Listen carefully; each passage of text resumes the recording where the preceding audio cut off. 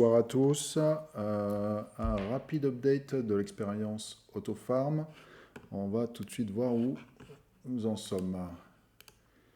Voilà, une fois connecté, 1825 $, donc c'est pas mal, hein. On était à 1797 hier, donc presque 30 $ dans la journée. C'est toujours aussi bien. Chacune des paires se sont bien comportées. On a dépassé les 600 $ sur le BDO BUSD et largement dépassé les 1200 sur SBDO BUSD. Et même celui-là monte, on en parlera tout à l'heure, de ce jeton Egg. Sur les autres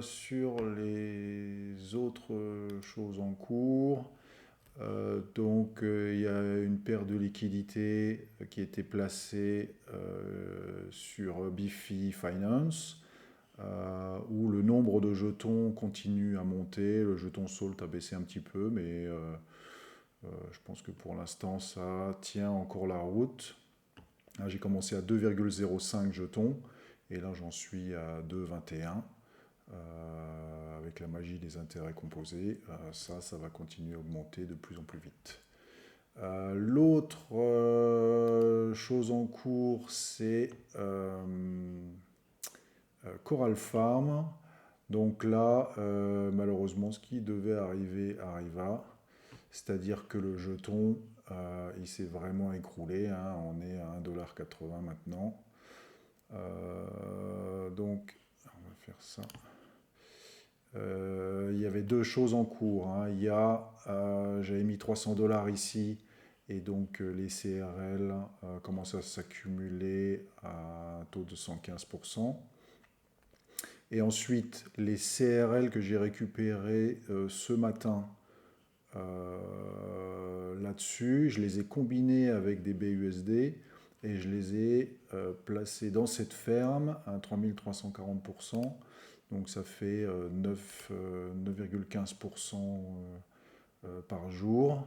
Donc du coup, il y a d'autres CRL qui reviennent. Donc l'idée, hein, c'était de récupérer les CRL qui sortent d'ici, récupérer ceux-là, les combiner avec des BUSD et les composer dans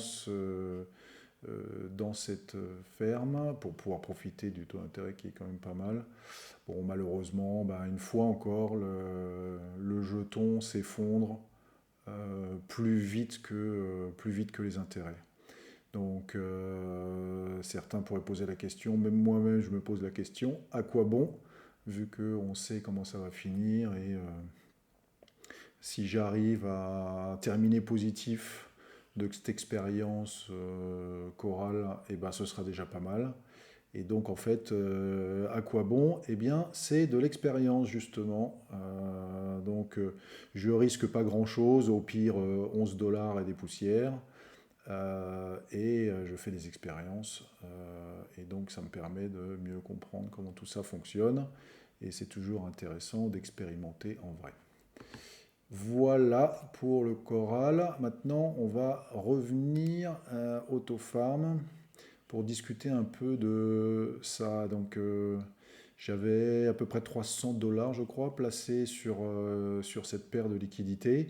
Et puis, le jeton Egg a fortement baissé. Et donc, là encore, les intérêts, bien que confortables, hein, c'était à l'époque 3% par jour, n'ont pas compensé la baisse du jeton. Il se trouve que le jeton Egg est remonté significativement. On va aller voir ça tout de suite. Donc il est maintenant à 109 $. Donc c'est pas cool, hein. Moi je l'ai vendu à 46, je crois. C'était quelque part par ici. On était descendu à moins de 40 $ et maintenant on est à plus de 100. Et donc comme vous avez dit, j'avais fait une erreur, hein. J'aurais dû laisser quelques dizaines de dollars sur cette paire au cas où ça remonte et puis pour voir ce qui se passe par la suite. Et je pense que j'aurais facilement fait x2. Et malheureusement, oui, j'ai fait cette erreur de rien laisser là-dessus. Et donc certains pourront dire, ah bah oui, forcément c'est volatile à la hausse et à la baisse, il faut tenir bon. Donc oui, bah, c'est facile de dire après coup, hein, quand on voit que ça remonte. Ce qui aurait pu se passer, c'est ce qui se passe pour le jeton Viking qu'on va regarder tout de suite. Donc le jeton Viking, sagement, moins 87,8% en 24 heures. Donc là, je vous affiche la courbe sur 14 jours, hein. Donc on était à 72 dollars et maintenant on est à moins de 1 dollar. Donc si j'avais fait la même chose, hein, je suis entré sur Egg et Viking quasiment en même temps. Si j'avais fait la même chose sur Viking, et voilà, tout aurait disparu. Donc finalement, voilà, ça peut soit bien marcher, soit mal marcher, difficile de savoir à l'avance. Euh, donc maintenant, c'est vrai que ce coup de Egg là, c'est vraiment dommage de ne pas avoir pu profiter de ça. Mais bon, voilà, pour pouvoir, psychologiquement, pour pouvoir tenir une baisse si franche et si forte, eh bien, ce n'est pas facile. Et donc, moi, je n'ai pas tenu, c'était au-delà de ma capacité de résistance. Euh, voilà, voilà. Voici le bilan de ce qu'on peut dire pour la journée. Oups, ça a encore monté, 1840. Donc, sur le fond, c'est plutôt sympa. Je pense que le choral, on va voir. Attendez, on va regarder quand même donc la courbe du CRL. Voilà ce que ça donne. Donc, vous voyez que c'est la descente aux enfers.